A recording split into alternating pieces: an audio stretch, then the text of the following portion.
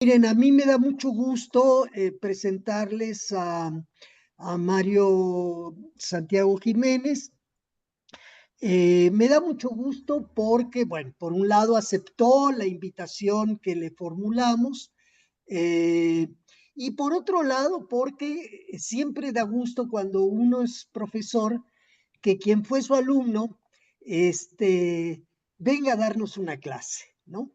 No es que los papeles se inviertan, pero quiere decir que ha hecho una buena carrera y la seguirá haciendo.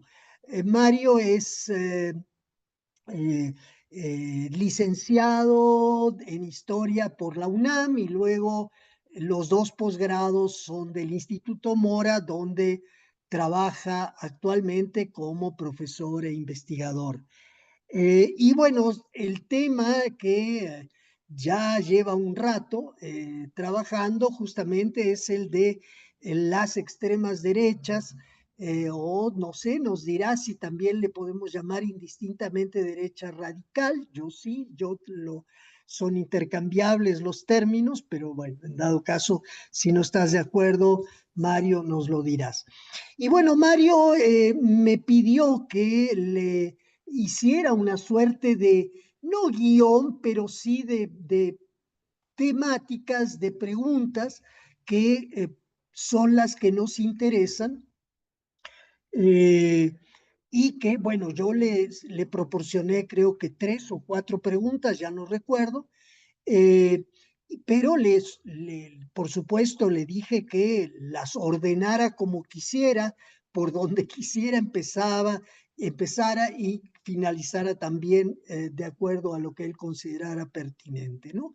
Entonces, bueno, ya la verdad no recuerdo exactamente las preguntas, Mario. Sé que había una con la que iniciaba, que era la de en qué se parecen las viejas derechas radicales con las nuevas derechas radicales, pero bueno, eran simplemente sugerencias y me imagino que tú tienes un esquema mejor que el que yo te propuse.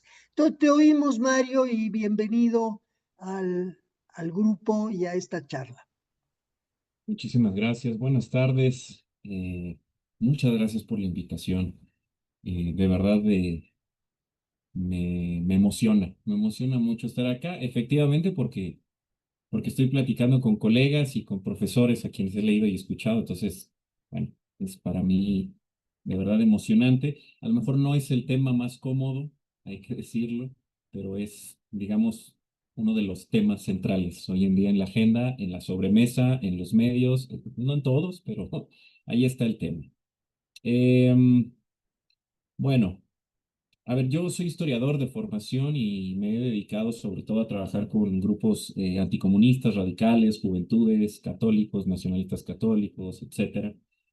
Em, pero siempre me ha interesado el pasado reciente y el presente, por supuesto. Y en el Instituto Mora me invitaron a poner un pie en el área de sociología política desde que llegué, y eso me ha permitido pues estar cada vez más en la agenda de discusión sobre esto que llamamos genéricamente nuevas derechas, un poco para salir avante, pero bueno, eso ya genera la pregunta obligada: ¿qué hay de nuevo en las nuevas derechas? Trabajo con colegas de una red internacional que, entre otras cosas, se ha concretado en un grupo de trabajo de Claxo que ya tiene 10 años. Y es una red que, por supuesto, ha ido creciendo. Primero era un núcleo de historiadoras e historiadores, pero evidentemente ha ido creciendo con colegas de las ciencias sociales por una preocupación cada vez más fuerte por el fenómeno. Em, y en ese entorno es en el que hemos ido trabajando en distintos ángulos sobre este fenómeno, cosas que ya esperamos que el próximo año ya empiecen a salir, que estamos escribiendo desde hace tiempo, investigando. Y a eso haré referencia, a algunos trabajos que están por publicarse, a investigaciones en curso o a los trabajos de colegas eh, en Europa y en América Latina que nos han dado elementos para pensar esta cosa que llamamos nuevas derechas, extremas derechas, derechas radicales, y ahorita entro un poco a eso, al tema de los nombres. Reflexiones que nos han permitido pensar el fenómeno desde otros ángulos o recuperar literatura clásica sobre fascismos, derechas, discusiones que, digamos, ya estaban establecidas, pero que pusimos en el librero porque ya no nos parecían tan pertinentes, pero que ahora, a la luz del fenómeno, las estamos desempolvando y nos están dando elementos para pensar. Em, es un reto también, por un lado, bueno, es un reto doble abordar este fenómeno. Hace 10 años hubiera dicho que era un reto porque es incómodo y entonces, ¿por qué estudias eso? Ahora ya no, ya todavía me lo preguntan o nos lo preguntan, pero ya no es tan común. Ahora más bien el reto doble va por otro lado. Uno, la velocidad a la que se está desarrollando el fenómeno y por lo tanto la velocidad a la que se están generando preguntas y la necesidad de dar respuestas lo más coherentes posible. Em, y por otro lado, el tsunami de publicaciones y eventos que hay. Todos los días salen 3 libros, 2 artículos, 6 foros. Todo mundo está hablando del tema y la verdad es que si uno lleva más o menos algo de tiempo, ciertas coordenadas para abordar el tema, pues uno rápidamente identifica cosas que se están reciclando, lugares comunes o cosas que, lo voy a decir de manera muy coloquial, salen de la manga, ¿no? Sin evidencia, eh, digamos, con un afán, pues, de dar respuestas a las preguntas, pero no necesariamente con solidez metodológica y empírica. Em, y por otro lado, algo que platico en la red con los colegas, sobre todo de ciencia política y de sociología, que a veces están descubriendo el agua tibia, ¿no? Es decir, otra vez hay que volver a ciertos clásicos y a ciertos ejercicios históricos para ver que algunos fenómenos no son tan nuevos. Otros sí, evidentemente, pero bueno, eso. En medio de eso, entonces, voy a ofrecerles algunos elementos, un panorama, digamos, general, con algunas líneas que pudieran resultar del interés de este colectivo para pensar, para discutir. Por supuesto, no tengo las respuestas ni mucho menos a todo, pero digamos, me apoyaré en lo que ya se ha avanzado, en lo que conozco.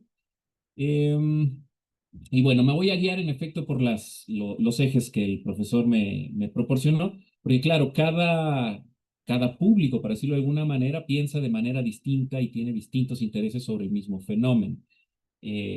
Por ejemplo, últimamente también se han acercado compañeros periodistas, ¿no? A hacer entrevistas. Y bueno, para ellos casi la pregunta obligada es cuándo va a llegar, cuándo va a aparecer la ultraderecha en México o cuándo van a conquistar el poder en fin, ¿no? Una idea muy caricaturizada. Eh, y también en espacios académicos me he llevado sorpresas.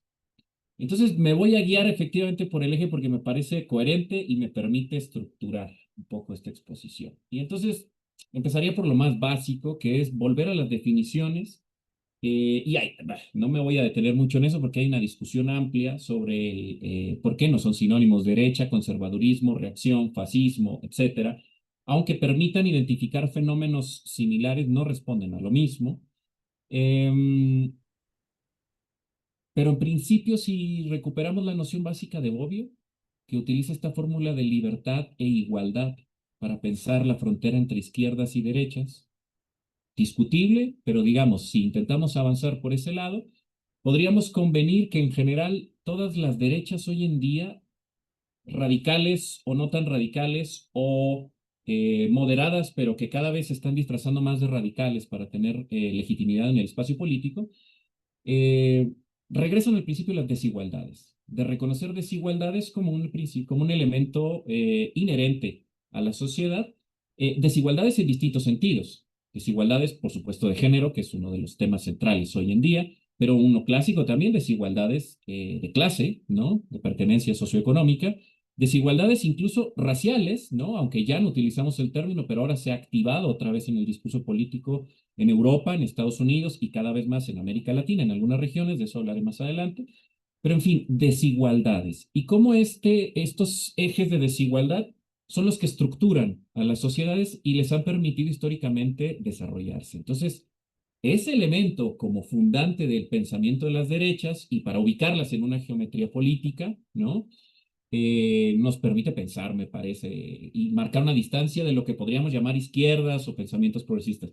Tampoco es que la frontera sea muy rígida, ¿eh? Tenemos izquierdas que defienden la igualdad en términos socioeconómicos, o pugnan por una igualdad entre clases, ¿no? Una destrucción de las desigualdades económicas, pero que les incomoda el tema de género, ¿no?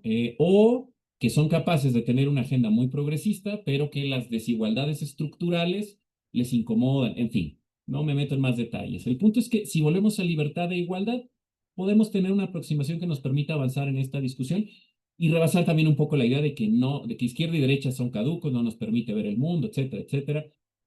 Sí sirven, pero tienen límites. Tampoco es que todo el mundo se pueda entender a partir de esa diada.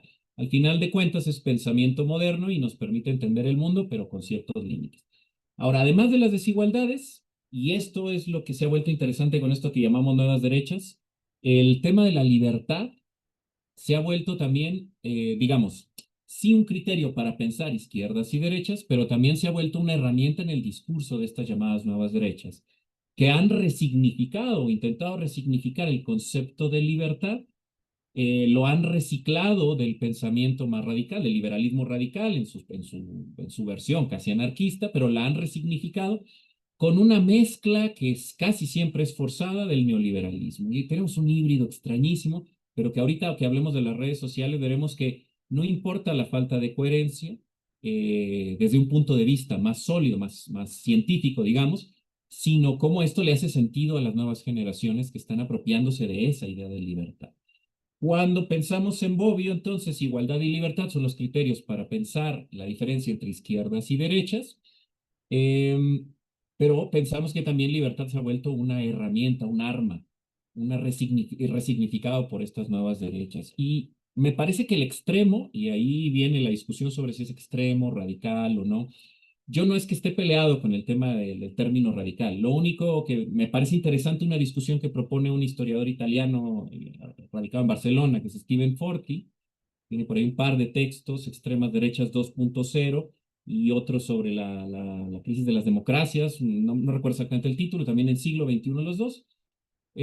Forti, entre otras cosas, plantea que le quitemos el término radical a las derechas y se lo devolvamos al pensamiento revolucionario, que no les cedamos ese terreno de decirles radicales y aceptar que ellos son los radicales, porque además en lo que ellos llaman la batalla cultural en ese terreno, se presentan como los outsiders y los verdaderos radicales. Pero bueno, no es que yo me compre completamente a Forti, solo lo pongo en la mesa, es una discusión que él plantea. Pero si pensamos en los extremos, eh, y esto es interesante porque lo han reflexionado algunos colegas argentinos a propósito de trabajos de politólogos europeos. Dicen que la diferencia entre una derecha moderada, es decir, aquella que se reconoce dentro del sistema, ya sea que vaya por el sistema electoral o no, pero que se reconozca dentro de un sistema político y que acepte esas reglas que le propone el sistema, entre esas y las extremas, esas que juegan por fuera aunque tienen un pie adentro, es cómo reconocen al otro. Es decir, es una cuestión de identidad y de reconocimiento del otro o la otra. Es decir, las que podríamos llamar moderadas o las que podríamos llamar dentro del sistema, para no usar moderado, que también tiene ciertas connotaciones, ¿no? Son las que reconocen al otro, no aceptan sus ideas, sus posiciones, pero le reconocen la existencia dentro del sistema. Porque a su vez, ellas mismas, quienes enuncian, dicen, yo soy parte de este sistema. Pero las extremas no, las extremas llaman al exterminio del otro. El otro no tiene derecho de existir porque el otro es una amenaza. Vienen las analogías con la enfermedad, el otro es un cáncer, el otro es una enfermedad, el otro, etcétera, etcétera. En la medida en que ese otro, esa otra, se convierte en una amenaza y es llamado a ser, y el llamado es a que se le extermine, podemos estar pensando en las extremas derechas. Claro, fíjense cómo no estamos hablando necesariamente de la práctica, simplemente del discurso, que en sí es una práctica, pero discursivamente, que el otro sea una amenaza y se busque su exterminio, ya nos coloca en una versión más extrema de estas posiciones de la geometría política más clásica. ¿Qué hay de nuevo en estas nuevas derechas? Eh, que a pesar de que buscan el exterminio del otro, juegan dentro del sistema y eso es desconcertante. La primera literatura de hace 10 años sobre estos fenómenos por los triunfos electorales en los parlamentos europeos planteaba que era desconcertante porque estas militancias eran de barricada, eran de calle, y las expresiones políticas lo que hacían era tratar de disfrazar sus versiones radicales. Para decirlo de otra manera, un partido que aspirara a ganar elecciones en la Europa de hace 10 o 15 años tenía que esconder a sus nazis, a sus fascistas, a sus grupos de choque, negarlos o mandarlos al rincón para poder aspirar. Ahora ya no. Ahora, de hecho, ya está en muchos casos, no en todos, pero en muchos casos se enorgullecen o incluso los partidos mismos reivindican estas posiciones extremas de exterminio del otro. Cambiaron el juego, no es que históricamente no tuviéramos grupos o partidos o militantes de extrema derecha en curules, en parlamentos, etcétera, pero ahora es una constante. ¿Qué hay de nuevo? Que pasan de las barricadas a las elecciones, pero no abandonan la violencia. Eso, eso no es nuevo. El discurso de las versiones extremas de la derecha siempre ha sido violento y siempre ha promovido entornos de violencia. El problema es que ahora estamos en unas coordenadas culturales, de eso hablaremos un poquito más adelante, en las que se está legitimando ese discurso. Más aún, se está legitimando la autoidentificación como derechas o extremas derechas. Es decir, cada vez nos enfrentamos más a personas en el aula, lo hemos platicado en otros espacios, que se reivindican como de derechas o se reivindican como de extremas derechas y reivindican este pensamiento cada vez más violento. Prevalecen símbolos, eh, se han reactivado símbolos clásicos, evidentemente el lugar común es la esvástica, ¿no?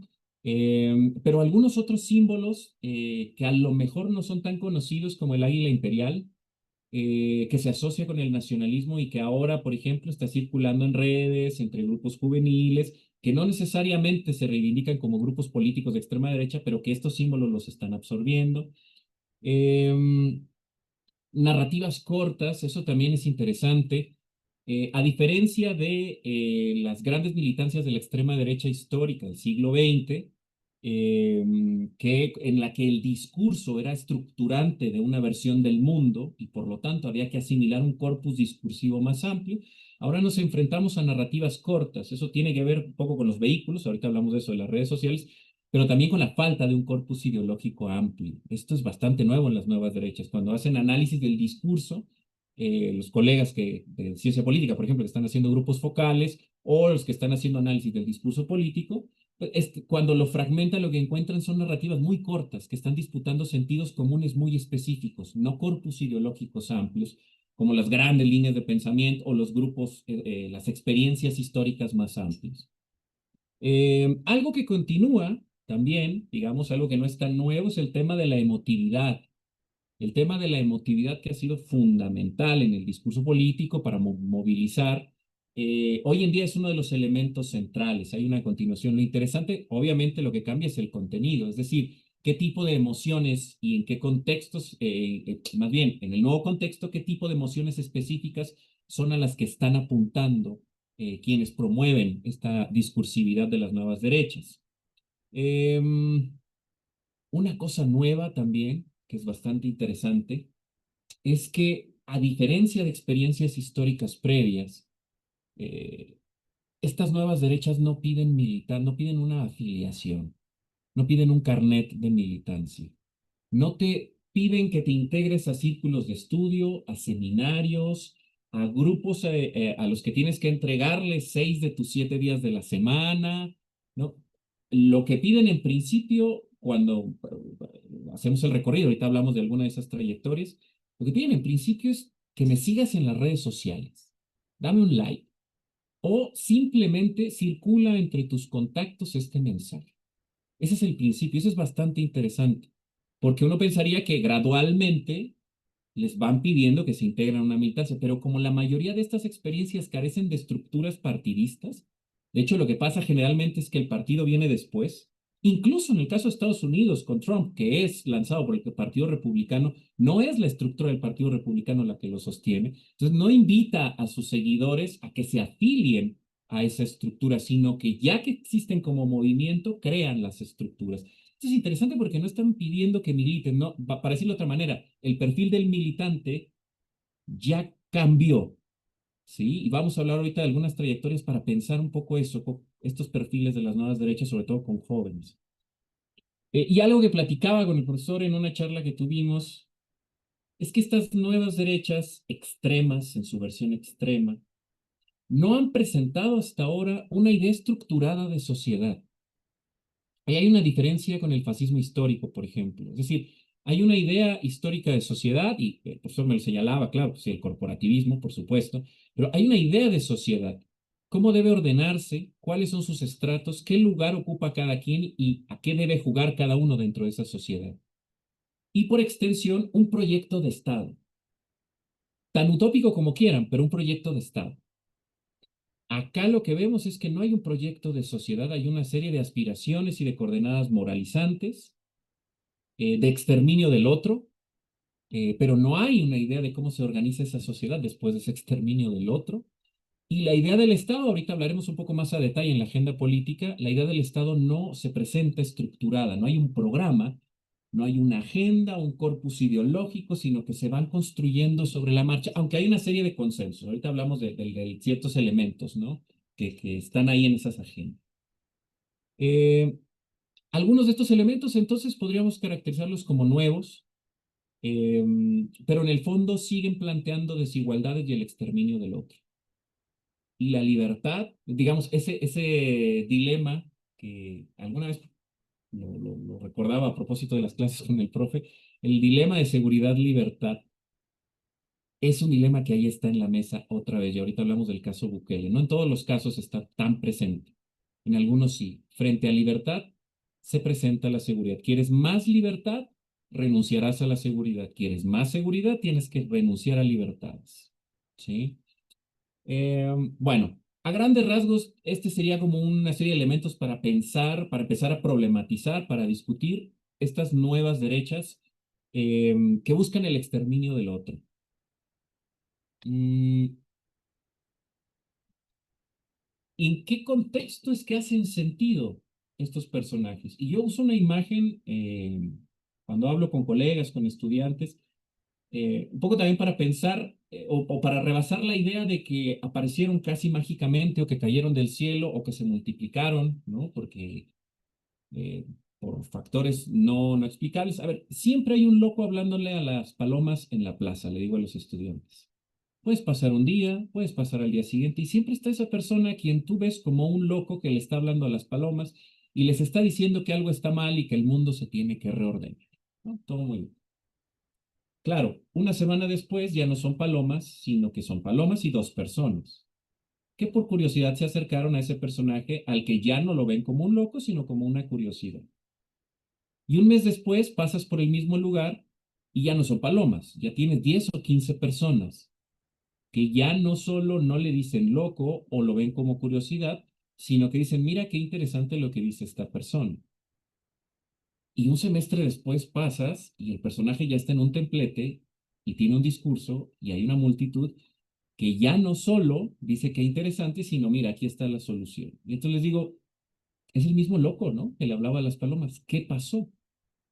En los años 70, los trabajos sobre el fascismo empezaron a cambiar, porque los estudios que se habían hecho, entre otras cosas, apuntaban a la biografía de los grandes líderes de las expresiones totalitarias. Entonces, claro, Hitler se explica porque tuvo una vida dura, porque tenía un desfase psicológico, porque su familia, porque el entorno, y todo esto, más la crisis, nos da el nazismo. Mussolini, y haces una biografía, o haces historia de los grandes individuos y a partir de eso explicas de manera vertical y de arriba hacia abajo los regímenes totalitarios. Pero en los años 70 circularon trabajos, también en América Latina, a propósito de las experiencias en el Cono Sur, sobre ¿y qué pasa cuando la gente, o qué pasó con la gente que aceptó ese proyecto y esas ideas? Y que las introyectó y que las hizo suyas en su vida cotidiana. Gente común, gente de a pie. Parte de lo que estamos desempolvando son esas reflexiones. Y ahora hay colegas, este año se ha desarrollado un seminario en Francia, en línea pues, pero en Francia con colegas de varias partes de América Latina, que se llama El Pueblo de Derecha. Y la reflexión va hacia allá, es ¿y qué pasa con la gente? ¿En qué condiciones sujetos de distintos géneros, estratos sociales, socioeconómicos, con distintas experiencias, distinta condición etaria, responden a este llamado? Eh, Pensemos entonces en esa gente y pensemos en las condiciones que hacen posible la emergencia de estas ideas. Y por supuesto, el lugar común al que ha vuelto la mayoría es la crisis del 2008, como, vaya, no el 2008 como una fecha exacta, sino la crisis económica sostenida con sus expresiones más fuertes en algunos países como los de América Latina, países dependientes completamente, con economías no industrializadas o cuya industria está más bien dirigida a la maquila, que depende de los grandes centros financieros. Si la crisis económica es el caldo de cultivo en el que el discurso del desastre hace sentido, ¿sí? Por supuesto, la crisis acompañada de la inflación sostenida y el desempleo sostenido, de la pérdida de poder adquisitivo y de las condiciones básicas de los sectores, ya no pensemos de las amplias mayorías que no las han tenido, no tienen condiciones, tienen más bien condiciones de supervivencia, sino pensemos en las clases medias ilustradas que pierden poder adquisitivo y estatus. En América Latina eso fue muy evidente después de la ola rosa, de la llamada ola rosa, es decir, los gobiernos progresistas de principios del siglo XXI, cuyos proyectos desarrollistas centrados en la exportación de materias primas, que estaban a muy altos precios en el principio del siglo XXI, que lograron establecer muy buen comercio con China, por ejemplo, en algunos casos con los rusos, y por supuesto con Estados Unidos también, pero que exportaban materias primas, eh, generaron programas sociales y trataron de combatir la desigualdad económica con esa base. Pero cuando se cayeron los precios de las materias primas, entonces la fórmula empezó a fallar. Y ya empezaron las reformas fiscales y empezó la confrontación al interior con los partidos que gobernaban, etcétera, etcétera, etcétera. Por cierto, el tema de los programas sociales es otro elemento que se ha discutido bastante. Un lugar común que se ha señalado de manera repetida, que hay que reconocerlo como una variable explicativa, pero que tiene límites, es el giro en las aspiraciones de sectores sociales beneficiados por programas. ¿A qué me refiero? Hay algunos estudios para el caso de Argentina y para el caso de Brasil sobre gente de los sectores más pobres, entiendes, en Brasil, en las favelas, en los entornos de las urbes, y en Brasil, en el conurbado, perdón, en Argentina, en el conurbano, pero también en otras zonas del interior, que se vieron beneficiados por los programas de los gobiernos progresistas, de Lula y Dilma en Brasil y de los Kirchner en Argentina, programas que en muchos casos significaron la entrada de la primera generación en la familia a la universidad, la posibilidad de tener un crédito para tener vivienda, ¿sí? La posibilidad de acceder a empleos con mejores salarios, con prestaciones, que en algunos casos es un lujo, ¿no? En algunos casos es una historia de vida tener prestaciones, es impresionante. Pero en algunos sectores sociales se empezaron a identificar, estos programas sociales impactaron y se empezaron a identificar como clase media. Entonces, interesante cómo en estos estudios lo que encuentran estos colegas, son mujeres la mayoría de las que han hecho estos estudios, estas colegas lo que han ido identificando es que en algunos casos estos sectores dijeron, bueno, ahora yo voy a votar por el que va a evitar que el resto de la mayoría sea igual que yo. Voy a proteger lo que ya tengo, para decirlo de otra manera. Y entonces tenemos sectores que, sostenidos por los programas sociales, es decir, no es un cambio estructural, están sostenidos por los programas sociales, votaron por la extrema derecha. Insisto, este es un factor explicativo para un sector del electorado, pero en ningún caso esto puede explicar, por supuesto, los triunfos electorales completos de estas experiencias. Pero es interesante esos desplazamientos en ciertos sectores urbanos. Y nos lleva a más preguntas. ¿En qué condiciones dejan de creer en ese gobierno y en el partido que lo representa, que es el que defiende esos programas sociales? El caso de Argentina es interesantísimo. ¿Cómo se desploma el justicialismo, o mejor dicho, el kirchnerismo? ¿Cómo se desploma en el gobierno de Alberto Fernández? Y ahorita voy a hablar de una trayectoria que me parece nos permite pensar esto, el de un joven, de algunos jóvenes argentinos mileístas. Eh, entonces, el entorno de crisis económica, de desigualdades sostenidas, de pérdida de poder adquisitivo, y de grandes migraciones en estos escenarios de crisis económica, con la pandemia, por ejemplo, ya no pensemos solo en el encierro, sino en todas las personas que para sobrevivir tuvieron que desplazarse. Las migraciones, los movimientos masivos de sujetos de un país a otro, de un continente a otro, y los cambios demográficos en las sociedades han impactado definitivamente, no solo, digamos, en la parte estructural, es decir, en el ejercicio de los recursos públicos, en el acceso al trabajo digno, sino también en las percepciones de los locales. No voy más allá, ahorita podemos hablar con más detalle de eso, pero el caso europeo es fundamental. En la agenda de las extremas derechas europeas, la migración es sin duda uno de los primeros temas. Ese otro que amenaza, ese otro que llega, ese otro que es un bárbaro incivilizado, ese otro que trae consigo inseguridad, violencia, etcétera, ¿no? En el caso de América Latina existe, aunque en menor grado, no por eso menos importante, pero lo hemos visto sobre todo en el caso del Cono Sur con las migraciones venezolanas. Ha generado impactos fuertes en el Cono Sur la presencia de venezolanos, en Colombia no se diga. En México es bastante interesante ese fenómeno. Ahorita hablo un poco más del caso latinoamericano y de México, porque no ha generado ese rechazo que ha generado en otros lados, salvo casos excepcionales en regiones muy específicas. Y con cambio demográfico estoy pensando sobre todo en la condición etaria. Es decir, el caso de Europa que está envejeciendo, el caso de América Latina que está perdiendo o ya perdió el llamado bono demográfico, es decir, sociedades con generaciones jóvenes en edad productiva y que están envejeciendo, lo cual representará, si no es que representa ya un reto para distintos estados en América Latina, por el tema de los cuidados, pero digamos, eso está en una agenda ahí a un lado. Eh, el desgaste, en medio de esa crisis, el desgaste de los servicios públicos. Eso funciona muy bien para explicar el caso europeo y en parte el caso estadounidense en ciertas zonas. Es decir, eh, ¿qué me debe proveer el Estado? Seguridad, salud, educación y cómo esos servicios se han ido mermando, más la variable migrantes que reciben esa ayuda, ha generado ahí un desfase bastante interesante.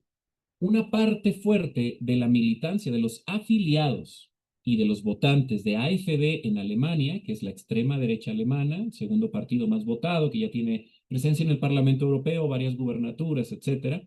Una parte importante viene de la socialdemocracia de los años 80 y 90, que está, y así lo han dicho, decepcionada del Estado. Una parte importante de la militancia y el electorado de Reconstrucción Nacional en Francia, digamos, del partido de Le Pen, aunque Le Pen ya no podrá ser candidata, pero bueno, ahora vendrá Bardella, que es más peligroso. Una parte importante fue el voto de la socialdemocracia de los 80-90, que ahora se ha afiliado a Reconstrucción Nacional y que ahora dicen el Estado nos ha decepcionado. Entonces, es una variable interesante para pensar el caso europeo. Pero el caso latinoamericano no. Los estudios de ciencia política que han intentado ir por ese lado, me parece, y varios colegas comparten esa percepción, son muy forzados, entre otras razones, porque acá el Estado, salvo excepciones, no ha podido proveer eso a las grandes mayorías. La gran mayoría de las poblaciones latinoamericanas no ha tenido históricamente acceso a la salud, a la educación gratuita, y cuando lo han tenido son paréntesis generacionales. De hecho, el pasado reciente de esto que llamábamos el neoliberalismo así de genérico, ha sido el desmantelamiento de esos servicios. Eso es bastante interesante. Quiere decir que esa variable difícilmente nos permite explicar completamente el caso en América Latina. Y sin embargo, sí sirve para pensar, por ejemplo, la decepción de ciertos sectores de clases medias, que han visto cómo su acceso a ciertos servicios ha ido en detrimento. Y el caso argentino es paradigmático en la opinión sobre educación y salud. Y en el caso de México, ahorita platicamos casi a manera de anécdota un par de episodios que sirvan un poco para pensar el caso mexicano. En términos mucho más generales, casi diría yo filosóficos, pero no, hay evidencia, hay trabajos de otras disciplinas que han ido pensando el tema del descrédito de las instituciones, sobre todo de las instituciones que ordenan la vida pública.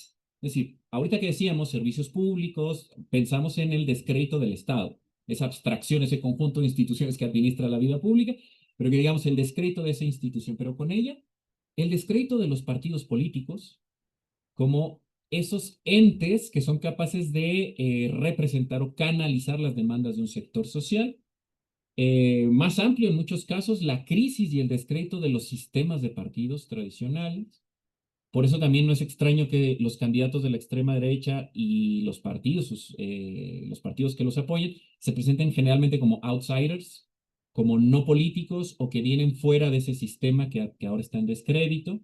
Entre otras cosas, por la corrupción es un tema en todos los casos recurrente. Em, pero también en otro tipo de instituciones, y estamos pensando en las iglesias. Y es muy interesante cómo en el caso de América Latina y específicamente en el caso de México, que por ahí estoy trabajando algo sobre eso, la Iglesia Católica ha visto perder su peso como actor político.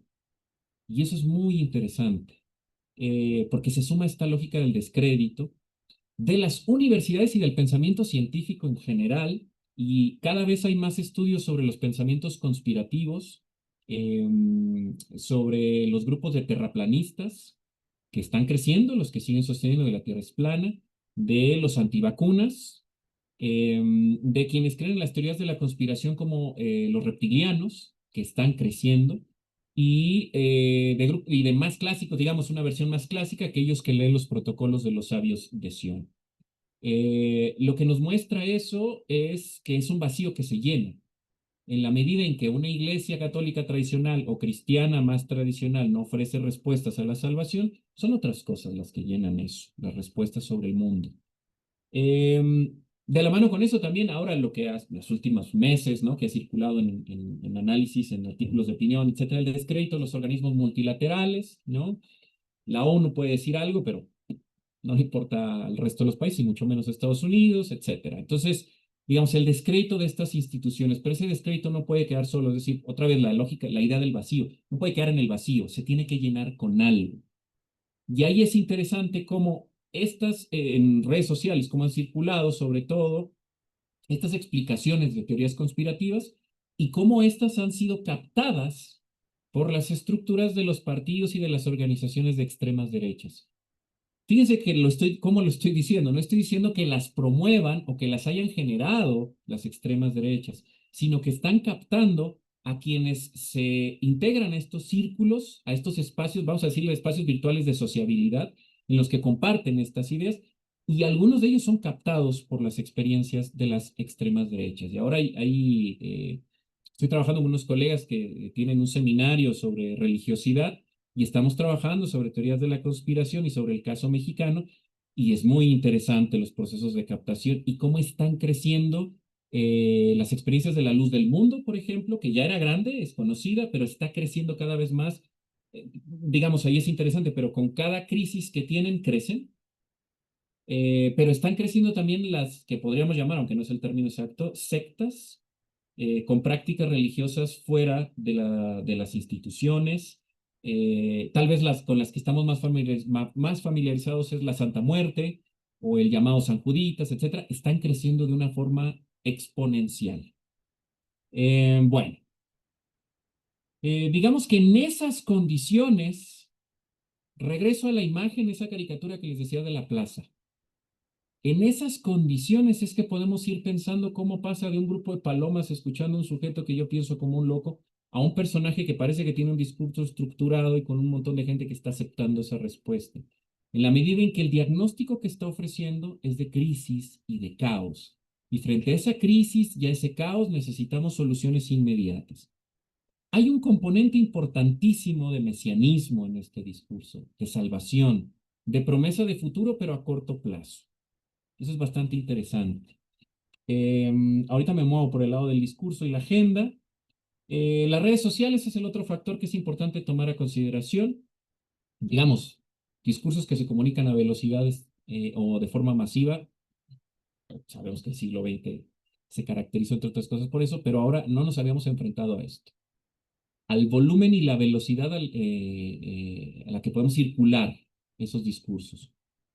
Más aún, son narrativas compactas, les decía yo hace rato, que circulan en fracciones, en segundos, que sintetizan sentidos comunes, y eso es interesante porque entonces no es que se sumen y conformen un corpus coherente, sino que es una multiplicidad de narrativas que incluso pueden ser dispersas, vistas así a lo lejos, o incluso si acercamos el lente no vemos coherencia entre ellas, pero que a muchas personas les está haciendo sentido porque están llenando vacío.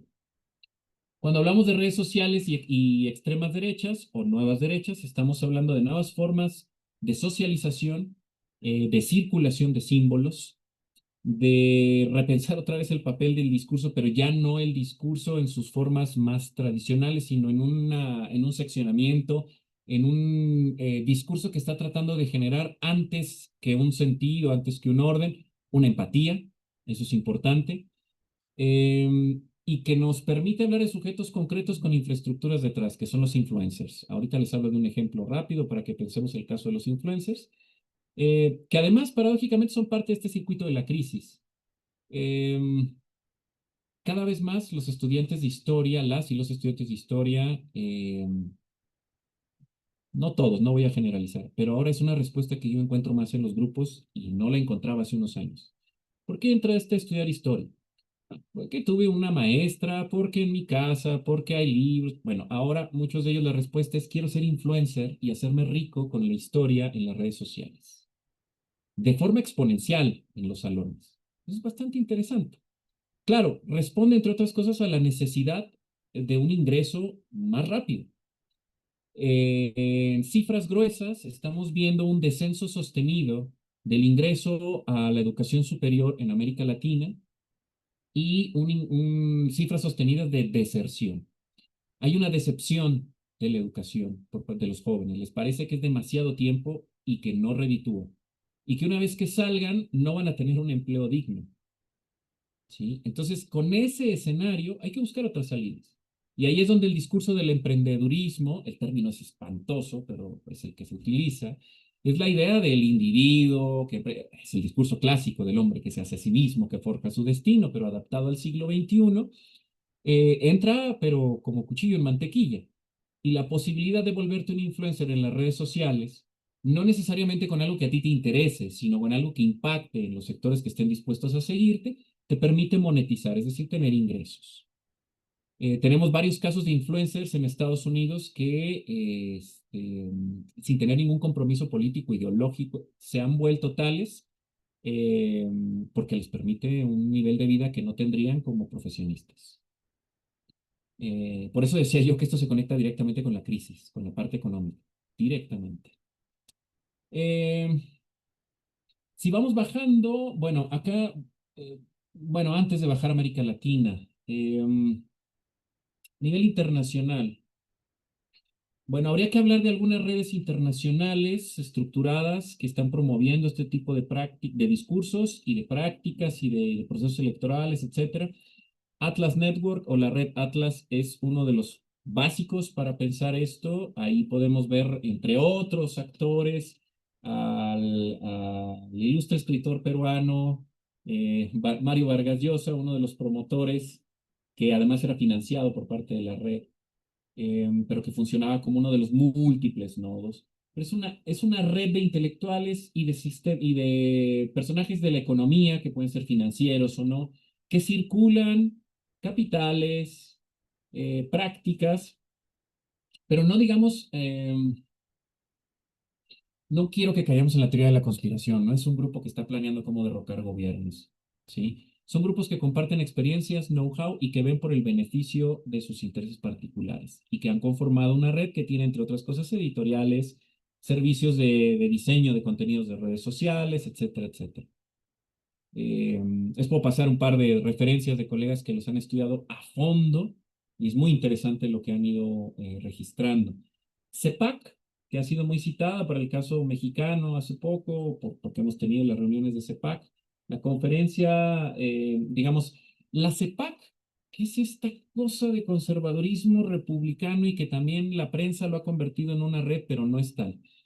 Eh, Entre los años 70 y 80, un grupo de senadores republicanos de los Estados Unidos, de los estados sureños, se reunieron para crear esta cosa que era una especie de conferencia del pensamiento conservador, que funcionó para unir candidatos con capitales. Funcionó y lo hicieron de manera constante. Entonces, CEPAC Estados Unidos es eso. Es un lugar en el que se juntan posibles candidatos conservadores con una agenda muy específica y alguien que los pueda financiar. Los capítulos de CEPAC a nivel internacional no son calca, no son parte de un plan de conspiración de CEPAC de los republicanos estadounidenses, son capítulos que organizan los actores locales en cada país y pagan por la marca. Lo que CEPAC Estados Unidos les ofrece es una carpeta con el know-how para que sepan cómo organizar el evento, para que puedan tener resultados y les permiten, a cambio de un pago, utilizar la marca CIPAC. Y entonces tenemos CIPAC India, CIPAC Brasil, CIPAC México, CIPAC Francia, ¿no? Etcétera. Pero son actores locales que compran la marca, les dan la información y hacen su propia versión. Tenemos CIPAC México, que se hizo en Santa Fe. eh, Era un festival así de personajes, ¿no? Que además no tenía mayor coherencia. Había banderas de cristeros, estaba Verástegui, estaban empresarios, vino Agustín Lajes, una cosa ahí bastante extraña. Pero es eso, es como una convención en la que van a juntar a políticos con gente que pueda financiar sus campañas. Hay otras redes que son importantes para pensar América Latina y las extremas derechas, son las redes de católicos y evangélicos, que sobre todo vienen de los Estados Unidos, el capital viene de los Estados Unidos, las experiencias políticas más bien son de los locales en América Latina, y estoy pensando en el caso de Brasil, por ejemplo, em, pero que desde Estados Unidos están fluyendo cantidades importantes de dinero para grupos católicos que no necesariamente pasan por la jerarquía. Es decir, esto no necesariamente es una instrucción de la Iglesia Católica desde arriba, sino que pasa más bien por los grupos de seglares, de militantes católicos. Y esas redes que tienen varios nombres, hay entre 10 y 12 redes, lo que hacen es que circule mucho capital. Eso es lo importante de esas redes, que circule dinero. El otro elemento para pensar esto es los líderes políticos. Yo les decía hace rato, no hagamos biografías de los líderes políticos para explicar el fenómeno y sin embargo no los podemos ignorar. Sin embargo, todos son distintos, aunque parezca que estén cortados con la misma tijera, responden a lógicas particulares. Trump, este multimillonario que simboliza la corrupción, el éxito, etcétera, etcétera, etcétera, no me voy a detener mucho. Milei es otra cosa. Milei intenta hacer eso, pero termina siendo una farsa y sin embargo tiene amplios seguidores, ¿no? Bolsonaro es otra cosa. Bolsonaro responde a una lógica de unas extremas derechas más de corte, más tradicional, voy a decirlo de alguna manera, cercanas al proyecto golpista y a las dictaduras, etcétera. Bukele, personaje que salió de lo que quedó de la izquierda en El Salvador, pero salió de ahí solo por la militancia. Eh, y que es un personaje que con las redes sociales se ha hecho de mucho poder y el proyecto de seguridad, pero es otra cosa. Abascal, el líder de Vox, es otro personaje. Es decir, podríamos ver una serie de similitudes, pero todos responden a lógicas nacionales, son muy distintos entre ellos. De hecho, si los vemos reunidos en las cumbres, es muy difícil que se entiendan. O sea, para la estridencia, para el grito, para la consigna, sí, pero cuando se sientan a hablar, son agendas distintas, son personajes distintos. Le Pen es otra cosa. Para el caso de América Latina, Cast, si pensamos el próximo presidente de Chile, ¿no? Es otra cosa. Verástegui, el cartucho quemado, ¿sí? Que funcionó para los medios, pero ya no, etcétera. Pero más allá de estos líderes que tienen sus trayectorias distintas y que es interesante ver cómo llegaron a donde están ahora, habría que pensar en los cuadros políticos que vienen debajo de ellos y que son los puentes entre ese líder que se promociona y los sectores movilizados. Y aquí rápidamente ya voy bajando a América Latina y les comento algunos casos, ¿no? Que se han estudiado. Eh, Algunos de los líderes, algunos, no todos, pero algunos de los líderes de la Libertad Avanza de Argentina eran repartidores de Uber o de delivery que le llaman, ¿no? Y es muy interesante una colega que se llama Melina Vázquez, es socióloga argentina, acaba de publicar un libro sobre las mujeres de derechas, de las feministas de derechas, las mileístas, un libro muy potente. Ella hizo un trabajo muy interesante entrevistando a algunos de esos líderes. Y es muy interesante la trayectoria, porque ella reconstruye la trayectoria. En todos los casos de estos sectores, de estos, porque hay otros que son egresados de carreras, son profesionistas y esos tienen otra trayectoria, pero estos son muy interesantes porque la mayoría de ellos estudiaron hasta el nivel secundario cuando mucho empezaron lo que para nosotros es el bachillerato y no continuaron. Tuvieron que meterse a trabajar de repartidores o de otras cosas, pero fundamentalmente de repartidores. Y es muy interesante lo que señalan, y es, se beneficiaron de los programas sociales del kirchnerismo, viven en la zona, en el conurbano de Buenos Aires, en las zonas alrededor de la capital. Sus familias se vieron beneficiadas de esto, pero ellos dicen, yo recibí una educación de mierda, una educación para pobres. Yo recibí salud gratuita para pobres. El problema es que yo no quería esa educación, yo aspiraba, yo tengo la capacidad de estar en la educación de calidad, pero el Estado no me la daba. Entonces no me permitían desarrollarme y terminé siendo repartido. Y estando ahí decidí, me convencí de ser el mejor repartido. Es muy interesante cómo todos ellos van compartiendo esta trayectoria. Claro, son ideas dispersas, no están traducidas a una experiencia política, hasta que aparece Agustín Laje en las redes sociales. Conectan con Laje y encuentran un personaje que ordena el mundo y les dice, esto es así y es culpa del Estado. Y el Estado es comunista y la nueva cara del comunismo es la ideología de género. Ese ordenamiento les permite estructurar, y es muy interesante porque a partir de eso empiezan a organizar la lucha de los primeros, no los primeros, pero digamos lo que se parecería a sindicatos de repartidores, que se tradujeron muy rápido en la base votante de Milei. Es muy interesante ese recorrido y varios de ellos son hoy en día los líderes de las estructuras juveniles. Entonces, ese recorrido nos permite pensar el papel de los cuadros políticos que se están formando, a los cuales no los invitaron a militar, no los formaron como cuadros políticos en una estructura, sino que tradujeron sus emociones, sus enojos, sus decepciones, a partir de un discurso que llegó en redes sociales que les permite estructurar el mundo, ¿sí? Encuentran un culpable y la idea es derrotar a ese culpable. Y entonces cuando vemos que Milei, el gobierno de Milei va devastando el Estado argentino y va asumiendo la vida económica del país y va generando niveles de pobreza altísimos, para ellos eso está bien, porque eso es lo que hay que hacer para llegar a algo nuevo, ¿sí? Y eso me permite hablar de los influencers. Me detengo rápidamente en Agustín Laje, que es un personaje, hay muchos influencers ahorita, unos de vida efímera, otros más sólidos. Laje lleva un tiempo existiendo. Ahora estamos en un proyecto con un colega argentino, que esperamos que el año que entra se concrete ya, que es con varios colegas de América Latina, estamos siguiendo los itinerarios de Agustín Laje en los distintos países. A México viene 3 veces al año.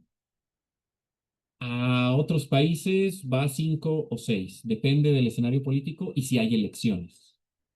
¿Qué despierta Agustín Laje en esos públicos? Sí, a nosotros nos interesa más que la vida de Laje y el discurso de Laje, ¿qué despierta en esos países? Y despierta, entre otras cosas, otorga legitimidad.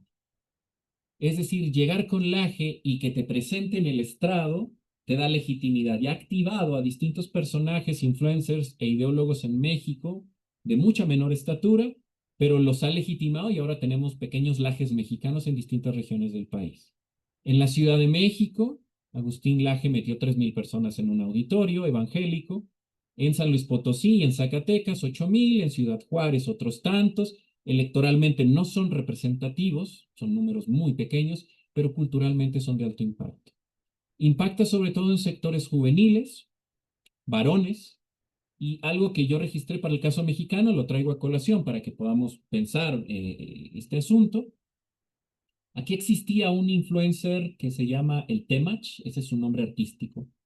Es un personaje de musculatura que daba consejos a hombres sobre cómo ser un buen macho, cómo conquistar a una chica, cómo hacer, etcétera. Muchas cosas de ese tipo. Y el tipo tenía mucho impacto, monetizaba, que es lo que interesa en las redes sociales, y ya daba conferencias en auditorios, llenaba auditorios. Por supuesto, fue señalado públicamente por su discurso misógino y por lo que promovía por distintas colectivas y le cancelaron los eventos. Cuando le cancelaron los eventos, afuera de los auditorios, sus seguidores se manifestaron haciendo push-ups o lagartijas, ¿sí? Una muestra de masculinidad, de virilidad, etc. Bueno, una de las cosas que registré acá en las visitas del AGE es que los seguidores de Temach van a los eventos del AGE. Y ellos dicen, yo no sé nada de política, yo no entiendo política, pero este sujeto me está diciendo por qué nos quitaron el tema. ¿Sí? En fin, lo deslizo ahí. Finalmente, para que podamos entrar a la discusión, bueno, para el caso América Latina, similitudes para el caso América Latina y diferencias. A ver, el discurso, aunque todos estos personajes son distintos en sus trayectorias, el discurso que promueven, por un lado, tiene una serie de elementos más o menos comunes. Yo pinto con brocha gorda aquí, brocha gruesa, ¿no? Hay un uso del pasado, eso no es nuevo, todo discurso político hace un uso del pasado, pero acá es interesante el uso del pasado que hacen. Eh, Primero porque siempre hay un pasado reciente de crisis y caos y está asociado directamente con la violencia y eso lo explotan bastante. Eh, en Colombia, en el verano, hubo un atentado contra un precandidato de la extrema derecha. Un joven de 17 años le disparó en la cabeza en un mitin. Eh, Falleció hace unas semanas. Las imágenes fueron censuradas por la televisión. Agustín Laje las difundió. Las imágenes que circuló en sus redes sociales eran charcos de sangre con pedazos de cráneo del sujeto. Y lo que señaló en el discurso fue, los zurdos nos están matando, los comunistas nos están matando, ahora es nuestro turno. Como lo hicimos, ¿eh? Y empieza a dar una serie de experiencias históricas del caso colombiano del periodo de guerra más reciente, ¿sí? A eso me refiero con esos usos del pasado. Hay una estimulación o sobreestimulación, hay un uso excesivo, más allá de si están diciendo o no la verdad, que eso ya pasa totalmente a segundo plano, sino hay una estimulación y sobreestimulación de las emociones en un sentido profundamente violento, y el uso del pasado va en ese sentido. Hay un uso del pasado que es particular de Milei, que habla de un pasado glorioso, que eso es bastante extraño para el caso latinoamericano. Y ahí ya ha tenido discusiones muy fuertes con historiadores que le han plantado cara y le dicen, bueno, ¿de dónde? O sea, bueno. em, bueno, uno de los elementos que atraviesa, pero con matices, es el uso del término ideología de género para englobar todas las movilizaciones de las mujeres organizadas, pero también las movilizaciones de la diversidad sexogenérica. Lo interesante es cómo se ha construido la idea, y ahí Laje ha sido fundamental. Laje, que ha escrito libros, por lo tanto en ese submundo se le piensa como un intelectual.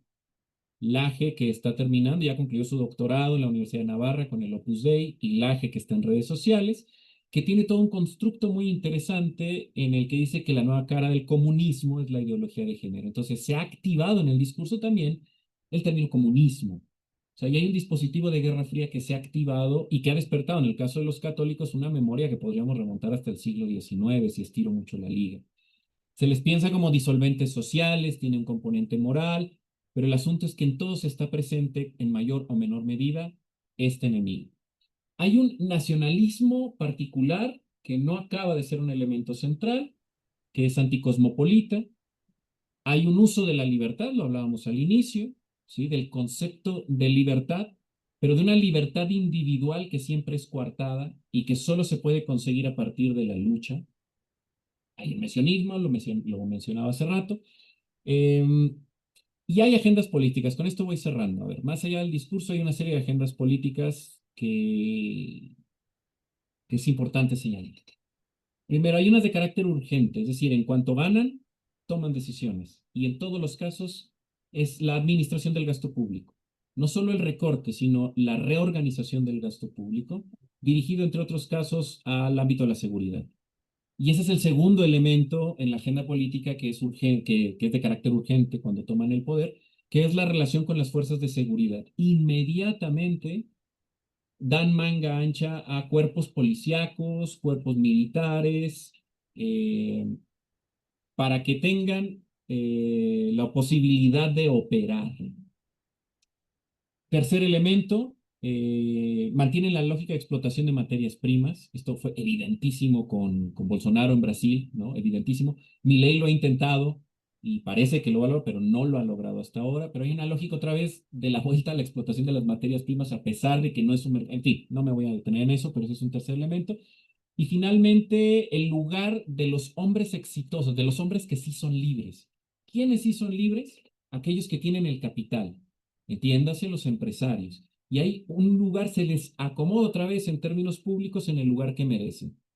¿Cuál es ese lugar? Opinan sobre la vida pública. Y esto lo hemos visto en todos los casos. Funcionan como asesores, incluso entran al gabinete o simplemente se les permite entrada a los medios de comunicación para que opinen sobre la vida pública. Y en un segundo momento, con esto voy terminando, la agenda política de segundo momento, una vez que ya pasaron estas urgentes, educación, lo que hemos visto son proyectos de desmantelamiento en términos de infraestructura, pero también de redirección de los proyectos educativos. Eh, Políticas públicas y discursos vinculados al racismo. Otra vez, Brasil es paradigmático, pero la zona andina no se queda atrás. Los casos de Perú y Bolivia son muy interesantes, como las extremas derechas hayan reactivado el componente anti-indígena, es muy, muy fuerte. Y la estructuración de una política exterior. Es decir, no entran con una agenda educativa, no tienen un plan para hacer algo con la educación, no saben qué hacer con los otros sectores sociales, con la amenaza, con ese otro, nunca pensando en la variable racista, o en la variable étnica, mejor dicho, y no tienen una política exterior definida. Esas siempre son agendas de segundo momento, y eso es lo que han mostrado en todas las experiencias de América Latina. Y en todos los casos hablamos de coaliciones con referentes electorales de hombres, siempre son hombres, en este caso, no es como en Europa, que tenemos algunas experiencias de mujeres, con capacidad de liderazgo limitado. El único que ha tenido, los únicos dos casos exitosos que han logrado amarrar a sus coaliciones han sido Trump y Bukele. Al resto, una y otra vez, se le van tronando los pactos políticos. No quiero decir que con esto se les acabe el gobierno, ni mucho menos, sino que muy rápido las alianzas que hicieron para ganar empiezan a pasarles factura, lo cual habla de su limitada capacidad política. En fin, habría mucho más que decir, yo aquí lo dejo para que tengamos tiempo de charlar, de discutir, en fin. Muchísimas gracias por su atención. No, gracias a ti, Mario. Bueno, a mí me pareció excelente tu exposición. Las demás opinarán. Entonces, bueno, veo ahí algunos aplausos para ti. Yo sí tengo tres preguntas, pero no quiero acaparar. Creo que, a ver si los que están, porque en dado caso tenemos ocasión tú y yo de hablar en otra ocasión. Entonces, si hay preguntas, bueno, ya veo que Imuri sí quiere plantear algo, entonces adelante, porfa, Imu. Hola, muchas gracias. Puedo hacer muy rápida porque entiendo también que habrá otros que quieran opinar. Fíjate que yo cuando era muy jovencita vivía en Austria y me parecía que era importantísimo estudiar, digo, era chiquita yo, pero hacíamos un grupo de estudio de movimiento antifa, pues para entender a los fascistas. Entonces hacíamos cosas muy locas como teatro callejero un poco y pues yo me podría, alguien se pintaba como de punk o digamos como fascista punk y me pegaba en la calle, o bueno, hacía como que me pegaba y yo gritaba Hilfe y nadie me ayudaba y entonces lo grabábamos y luego íbamos y le preguntábamos a la gente y le decíamos, oye, o sí, ¿por qué no ayudaste a una persona que podías ayudarle en un metro de distancia, ¿no? O dos, o cosas así. Entonces, a mí me parecía, o sea, yo ahí aprendí, digamos, fue como mis pininos en el interés de entender, pues, qué pasa por la mente del otro, que a veces, pues, no necesariamente tienes, o sea, podrías intentar ser empático, pero a veces es difícil porque, ¿no? Está en otro canal de rabia, de enojo, de, pues, que hay que conocer.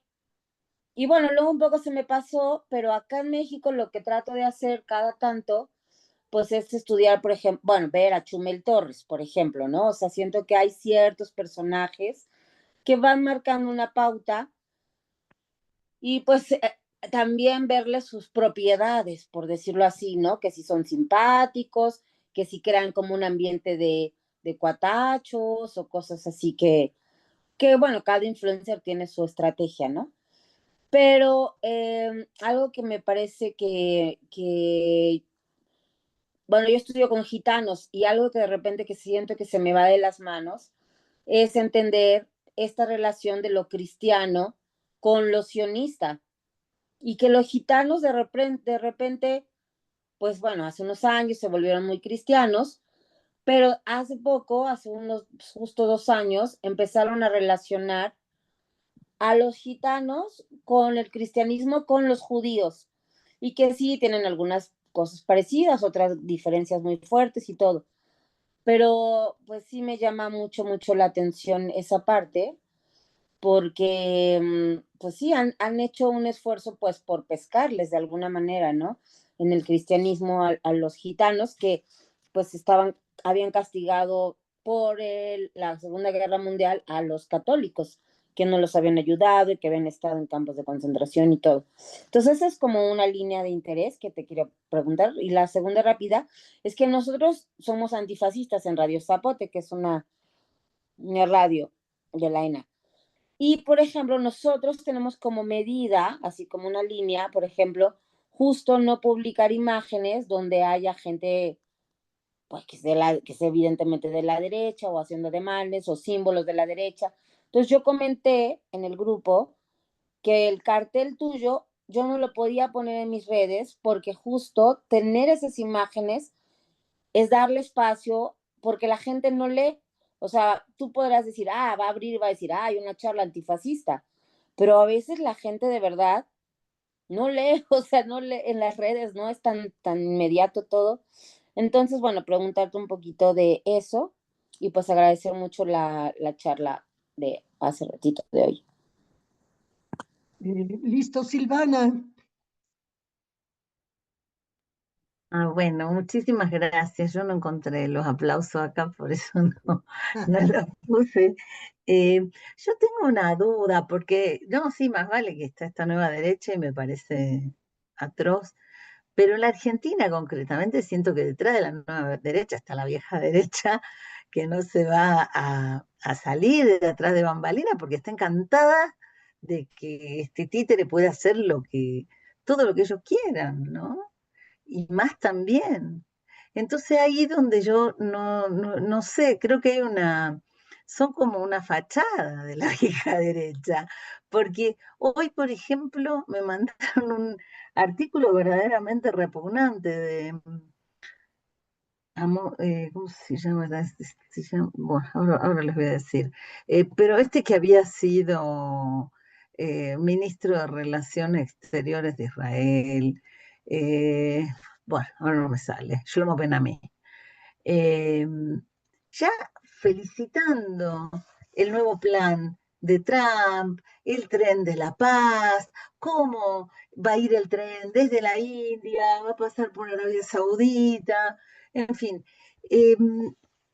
Las mismas Naciones Unidas, la resolución 2803 es terrible. Dicen que aplauden, que ven con beneplácito 2 veces, ¿no? El plan de Trump. Ahora ya resulta que Trump es la paz y quien no lo entienda tiene un problema, se aferra a cosas que solo quiere ver.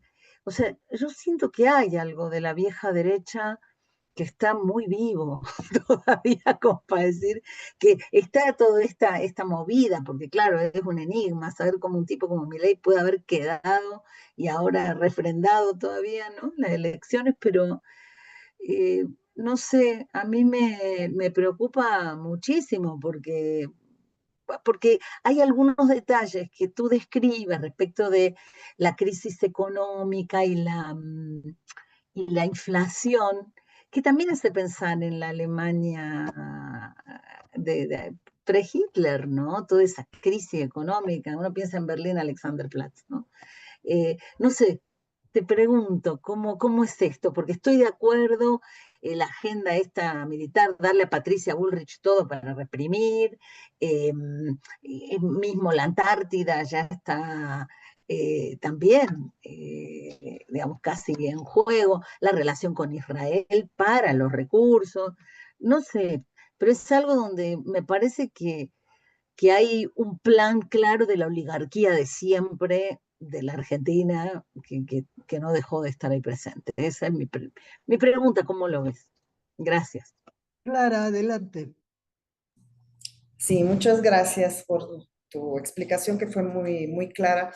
Yo como italiana pues veo muchos paralelismos, por ejemplo, entre la derecha italiana, ¿no? La que está en el poder ahora, y las derechas en muchas partes, ¿no?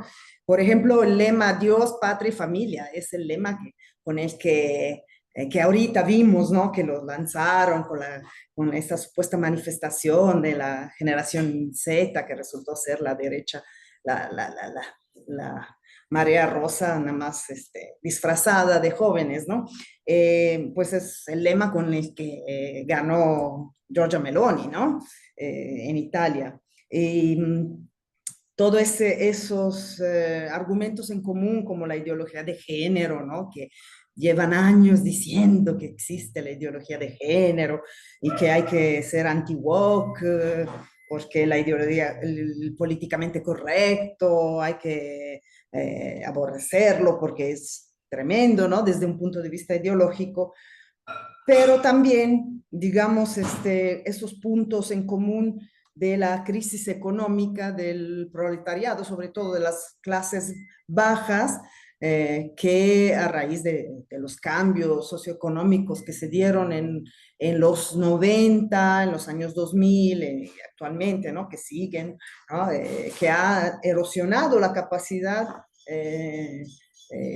adquisitiva de las clases bajas cada vez más, y entonces el enemigo principal es el migrante, ¿no? Han logrado posicionar ese discurso. El migrante que llega, que te roba el trabajo, no la empresa que decide trasladar sus fábricas al extranjero porque resulta más conveniente. Entonces, lograron vender ese discurso. Lograron vender ese discurso porque la izquierda ya no hizo lo que era su tarea. Entonces dejaron el espacio a una derecha que cada vez más iba a las fábricas, iba a hablar con los trabajadores de base y plantearles esos discursos. Entonces, obviamente, la fuerza principal era la cuestión de la migración y luego toda una justificación, ¿no?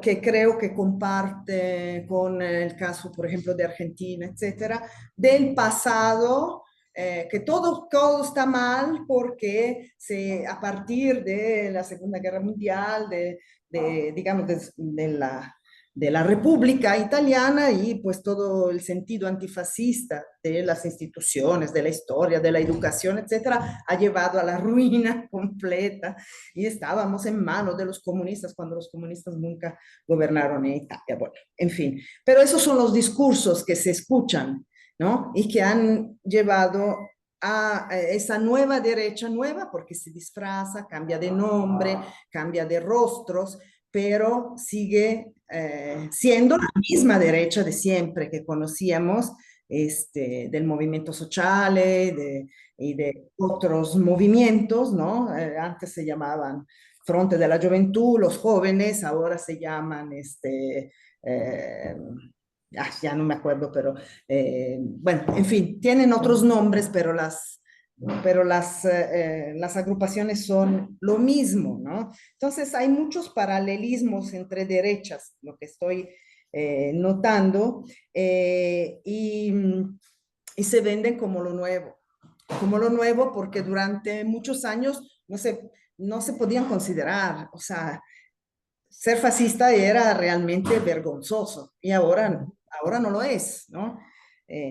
Tan es así que hay polémicas, hay muchos, acabo de ver una polémica enorme en un salón del libro en Roma, que se llama Più Liberi, porque aceptaron la presencia de una editorial abiertamente nazifascista, y entonces varios escritores intelectuales dijeron, no voy a ir.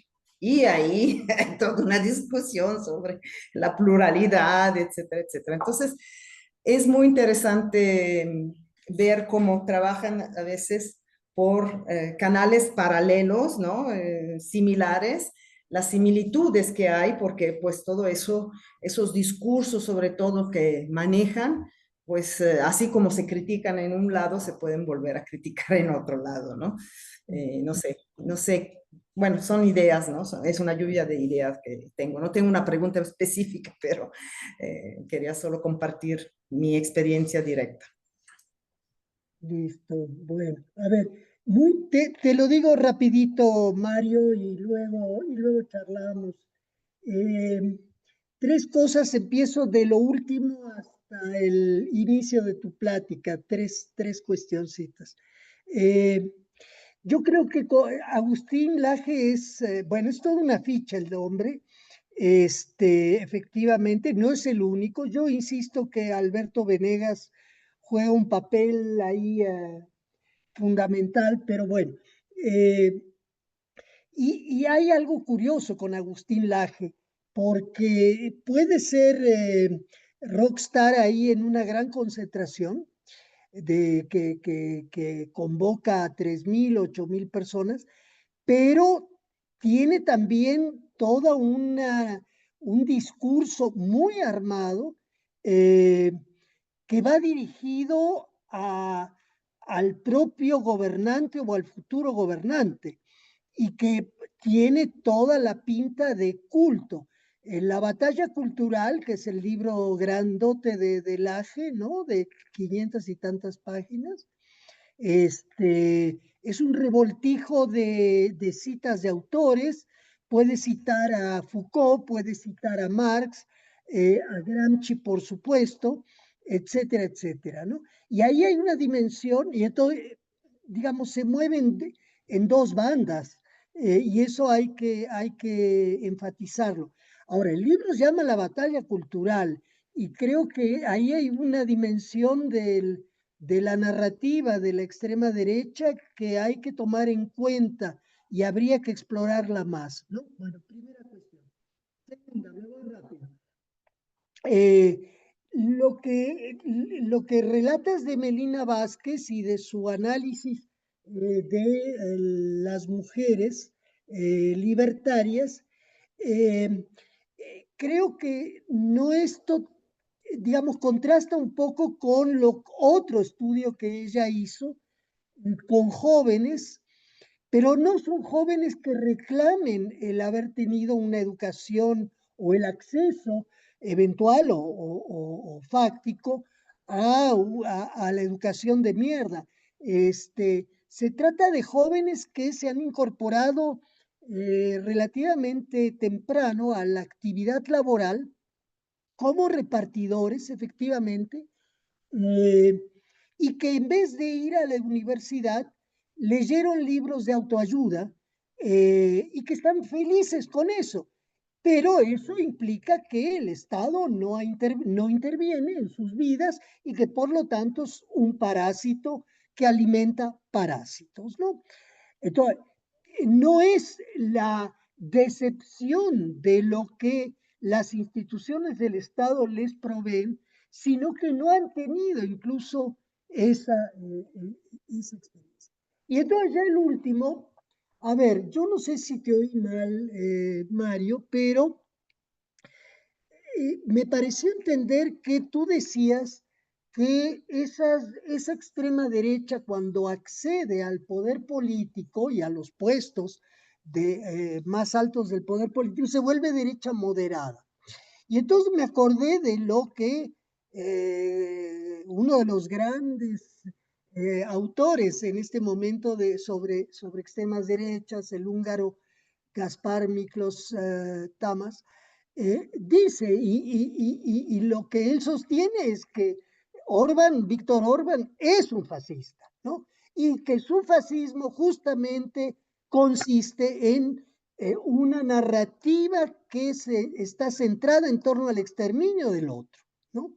Entonces, puede ser que Tamas tenga razón, pero lo que hay que enfatizar siempre, y de alguna manera tú lo decías, es las grandes diferencias nacionales. Si Marine Le Pen asume lo que el patrón discursivo de Orbán, obviamente va a perder. Se adapta y ahí hay algo extraordinario en la extrema derecha que también hay que enfatizar.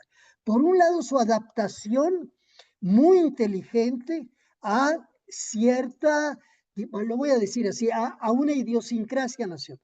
Es decir, hay temas que no son admisibles en ciertos contextos y que en otros contextos sí lo son y incluso son bienvenidos. Esa es la primera inteligencia de esta. Y la segunda es cómo obligado, también lo hablamos tú y yo la última vez, ha obligado a la socialdemocracia o a el centro derecha a adoptar las temáticas que ella ha puesto por delante. Y la más obvia en Europa es la de la migración, ¿no? Bueno, ahí está. Mario, te dejo a ti y que si Bueno, no hay más gracias. manos, Sí, ya. voy a ser muy breve también para no Órale. abusar de su tiempo. Podríamos seguir hablando de esto un buen No, rato. desde ya, claro. Sí, claro. Y primero les agradezco mucho la atención y les agradezco los comentarios y las preguntas, de verdad. Eh, por supuesto, tomé nota porque además todo esto me sirve para pensar las cosas que yo mismo estoy tratando de ordenar. Híjole, Imuris, ¿lo pronuncié bien? ¿Imuris? Perfecto. Bueno, ahí yo a manera de anécdota, primero, a propósito de lo que compartes sobre tu experiencia en Austria, bueno, hicieron la versión tipo documental, ¿no? Pero que está basado en un libro que se llama Ha vuelto, ¿no? Que es básicamente un ejercicio de ficción sobre Hitler revive y empieza a caminar por la Alemania de hoy en día. Entonces, muy interesante, el ejercicio, el texto es potentísimo para pensar, pero además cuando uno ve el documental, el ejercicio, es impresionante porque la gente en las calles de Berlín no se asustan, les da curiosidad, se toman fotos, y es un tipo caracterizado de Hitler, ¿no? O sea, y además actúa como si fuera el Führer. Entonces, hay ahí una provocación al público, está pensado como una provocación, un poco para pensar esto, me parece un ejercicio interesante. Cada quien sacará sus conclusiones. Em, ah, Sugeriría pensar, no en un afán de necesariamente gradar, pero para avanzar, pensaría en grados de impacto a propósito de este ejercicio de escuchar, de repente hacer un poco de tortura y escuchar influencers y este tipo de personajes, pero hay grados de impacto. Es decir, hace poco estábamos en una reunión académica y un colega al cual yo respeto profesionalmente, yo lo he leído y yo creo que lo considero un académico muy bueno en lo que hace. En medio de la exposición se le sale ideología de género. Y abrí los ojos, dije, a ver, momento, a ver qué pasó aquí. Claro, en lo más mínimo, una plumita en el viento y se le pegó y ahora él, en lugar de decir mujeres organizadas, colectivos, feminismo, dice ideología de género. Y ese es el principio del sentido común, de la batalla cultural, que a propósito ahorita señalaba, ahí empiezan la disputa por los sentidos comunes. Después se va estructurando. Y va desde que el amigo, el compadre, el compañero, etcétera, que está sentado al lado y empieza a replicar sentidos comunes hasta el más elaborado que va y paga para ir al meeting, etcétera, etcétera. Yo pensaría en distintos grados y cómo impactan en distintos grados, ¿no? Mm, la familiaridad a propósito del AGE, sí, en efecto, bueno, luego puedo hablar de eso. El tema de la religión es clave. Bueno, yo ahí sugiero un texto, es muy general, pero es una muy buena introducción. Hay un colega argentino que se llama Ariel Goldstein, que hizo un libro sobre los evangélicos en América Latina. Es una especie de radiografía general sobre el papel político de un sector de los evangélicos, los que son políticamente activos. Nos contó a muchos colegas de América Latina, fue haciendo un rastreo, etcétera, y es una panorámica general muy interesante para introducirse a este debate sobre el papel político, digamos, no solo la captación o cooptación de gente que está, como decía yo hace rato, en ese vacío que puede llegar con reptilianos, tiras de la conspiración, o simplemente un vacío espiritual, qué sé yo, ¿no? Sino mecanismos de organización, de canalización de recursos, de presencia en procesos electorales, etcétera, etcétera, etcétera. Y a propósito de eso, traigo a colación el tema de la Iglesia Católica.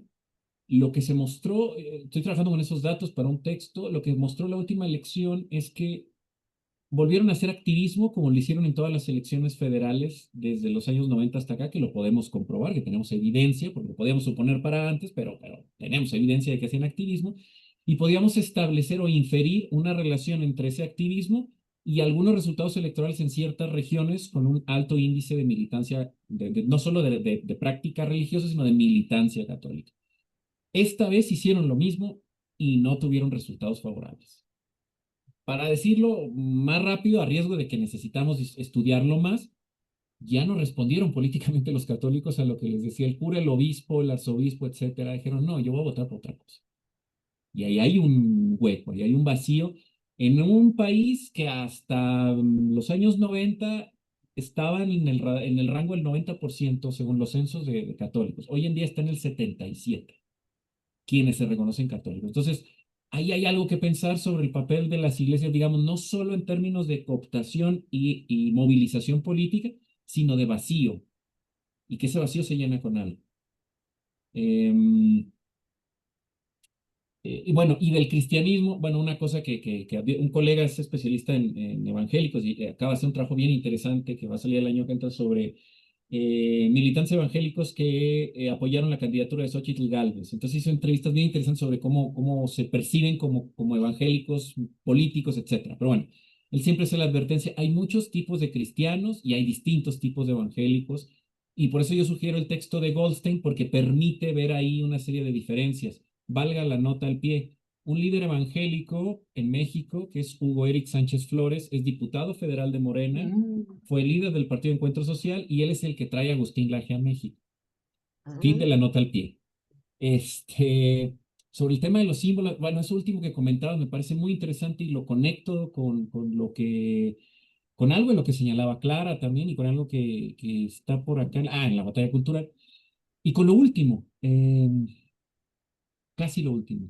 Bueno, con esto lo conecto, que es el tema de si usar o no las imágenes, ¿no? O sea, que además ahí hay un principio político, ¿no? De si reproducir o no, que es bastante interesante, es una discusión, porque es una, a ver, yo lo llevaría a una discusión más amplia, esto lo han expuesto colegas argentinos,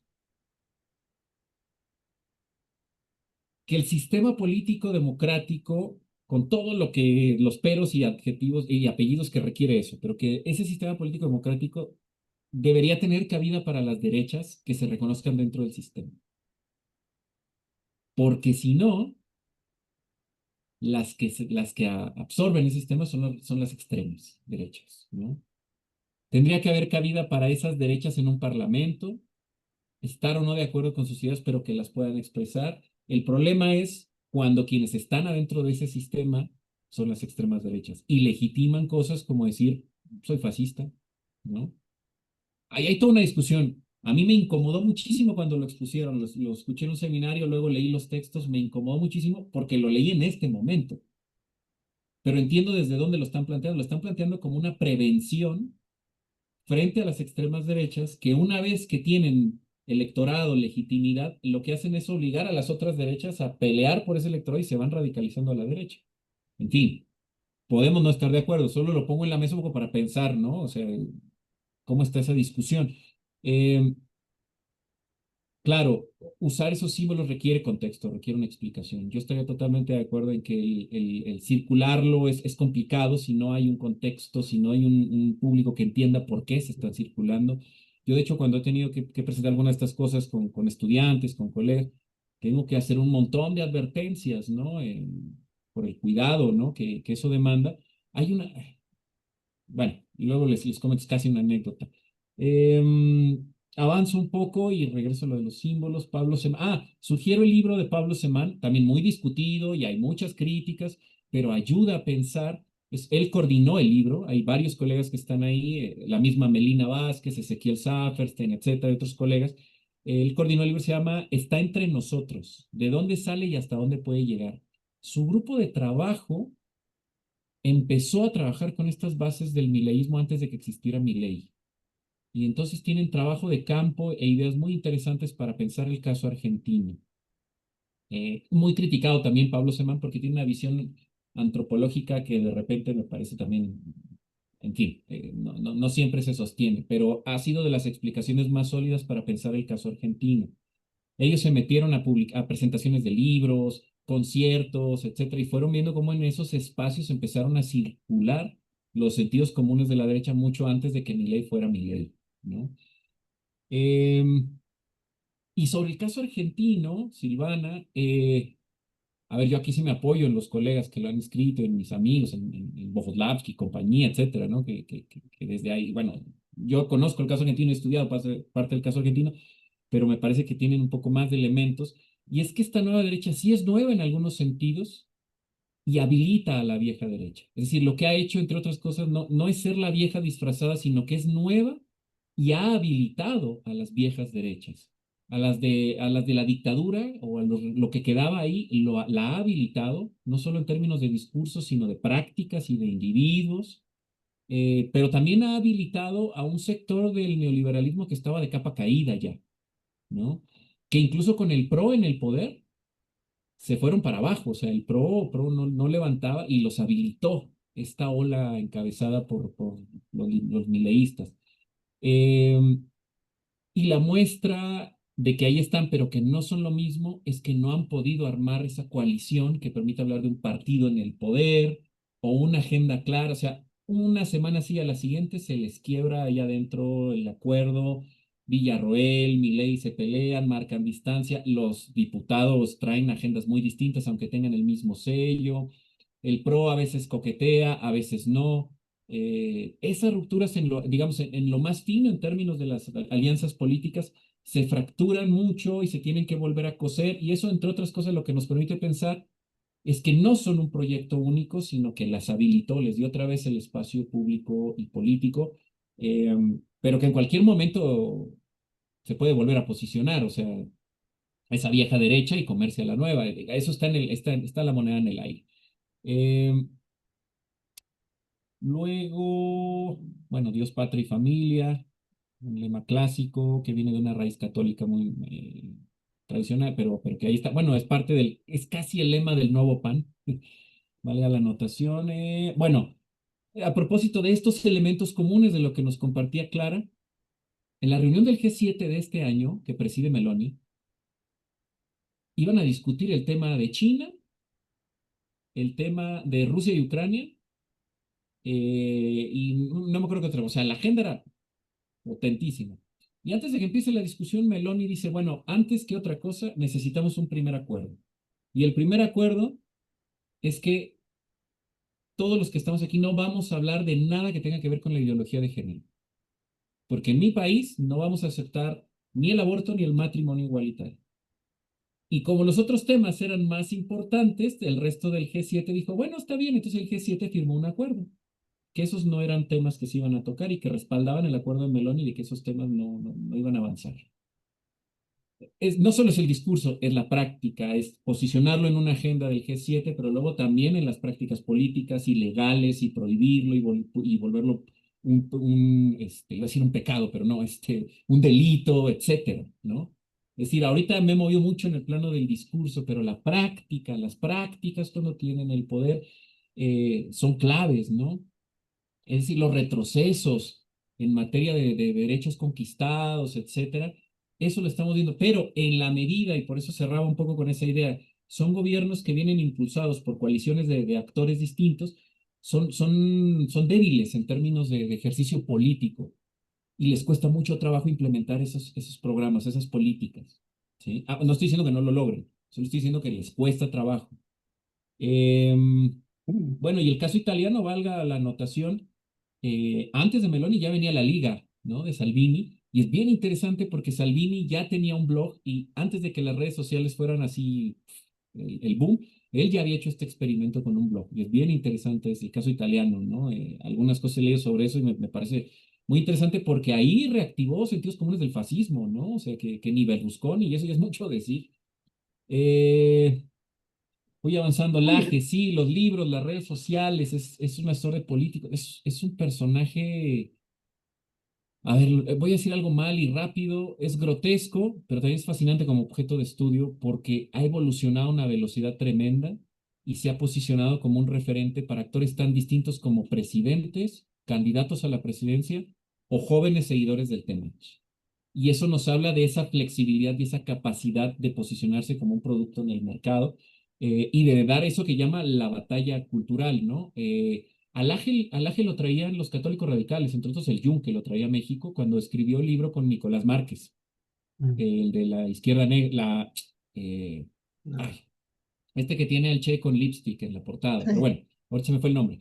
Lo traían los católicos, se pelean con él porque uno de los personajes que lo apoya lo expulsan del Frente Nacional por la Familia. Laje se queda sin los católicos. Laje está vetado en las universidades católicas. No puede ir a la UPAEP, no puede ir a La Salle. Tiene problemas con la Panamericana a pesar de que él se formó con el Opus Dei. Y se apoya en México con los evangélicos. Entonces el discurso en México es muy particular y es distinto al que tiene, por ejemplo, en Colombia. Y en Colombia es muy católico. Y es muy interesante porque me decían los colegas colombianos, en Colombia habla mucho de la derecha peruana como, como un referente. O sea, hay una capacidad de adaptar los símbolos, los referentes.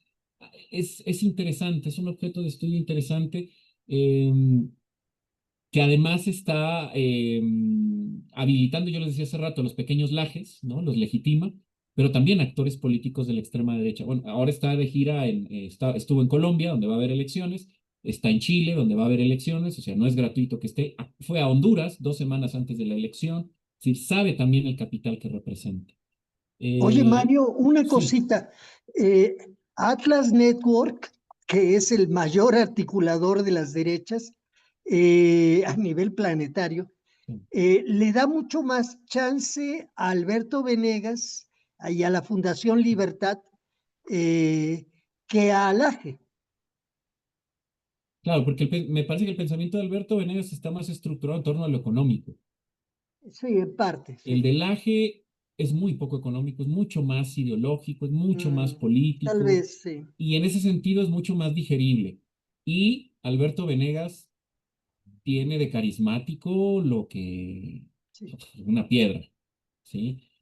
Laje, o sea, el tipo, uno lo ve en vivo y es un rockstar, es un tipo que claramente está entrenado para hablar en público, al que reciben, van mujeres jóvenes a sus eventos y lo reciben como rockstar, ¿no? Gritan, él se presenta como alguien atractivo, en las redes sociales, un tipo que tiene toda una producción, es decir, yo creo que eso influye en que no sea el producto ideal para Atlas Network.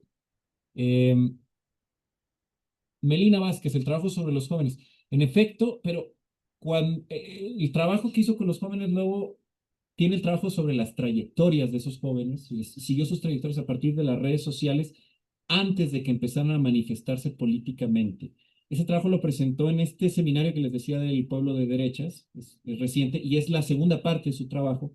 Y ahí es donde agrega esta parte que yo les comparto de jóvenes que se sienten ofendidos por los servicios que les ofreció el Estado. Entonces, en efecto, no llegan al grado de la educación superior, no acceden a ella, eso es cierto, ese es la diferencia con los otros líderes de la Libertad Avanza, que son profesionistas, son egresados, estos no. Pero es interesante cómo van construyendo esa idea en sus redes sociales de yo recibo servicios de mierda y usan ese término y después eso lo traducen en el enemigo es el Estado, ¿no? Pero esto ya más bien es la siguiente, es el estudio de Melina ampliado sobre las trayectorias. No, yo no creo y no recuerdo haberlo dicho y si lo dije lo corrijo, pero no se moderan, no se moderan, se adaptan, que no es lo mismo, ¿no? Para nada. Eh, no, de hecho, ya estando en el poder, no hay filtros, no hay filtros. Y eso es en parte lo que les complica la agenda política. Una de las primeras instrucciones de Milei a su secretario de Economía fue cortar relaciones con China. Y le dijo al señor presidente, se nos cae la economía. Eso no puede pasar. ¿Sí? O sea, una decisión absurda, completa. Después, cuando se publicitó, cuando se supo que empezó todo eso, no, jamás, no, yo no sé, no, tal, pero ese tipo de decisiones, es decir, se radicalizan, no se moderan. Eh, la adaptación obliga, sí, y obligan al centro derecha al extremo. Lo interesante, a ver, esto lo lanzó un colega en un foro y fue muy polémico.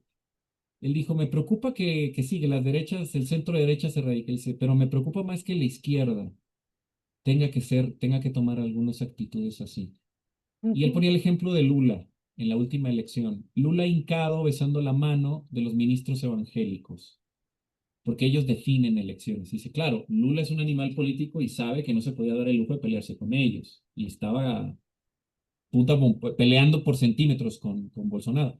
Pero ese tipo de gestos simbólicos, cuestiones discursivas o incluso cuestiones ya en agendas políticas que podríamos pensar no progresistas, por decirlo de una manera light, eso también es preocupante, ¿no?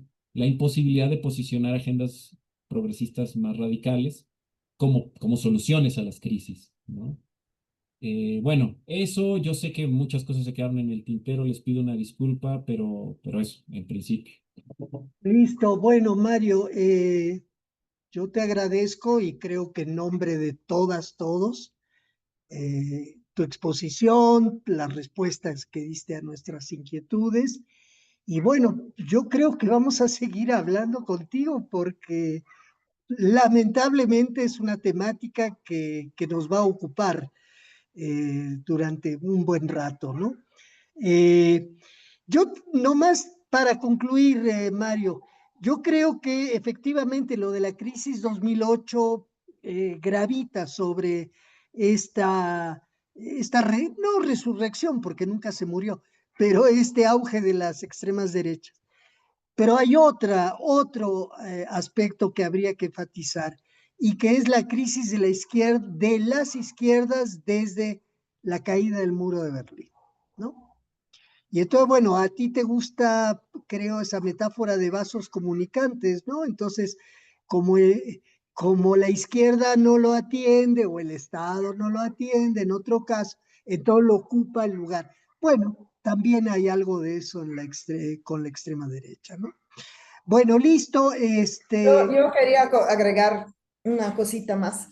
En el caso de las derechas europeas, mucha de su base siento que viene de un sentimiento anti-europeísta, que tradicionalmente ha sido impulsado por el centro izquierda, ¿no?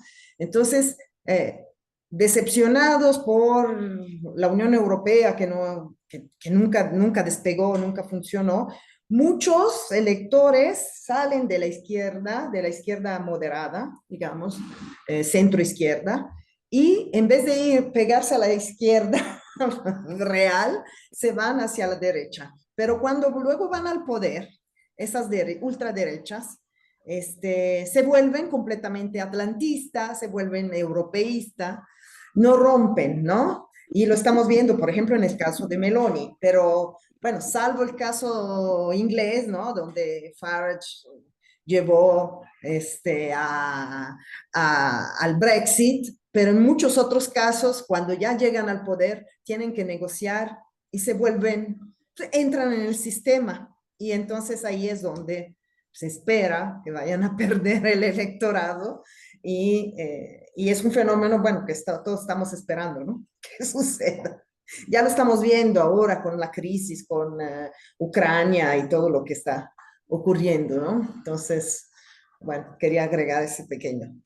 listo, bueno, gracias nuevamente, Mario, y a Muchas todas, gracias. todos. Ahora sí, feliz año, ahora sí, ¿verdad? Feliz Es que año. el otro día me adelanté.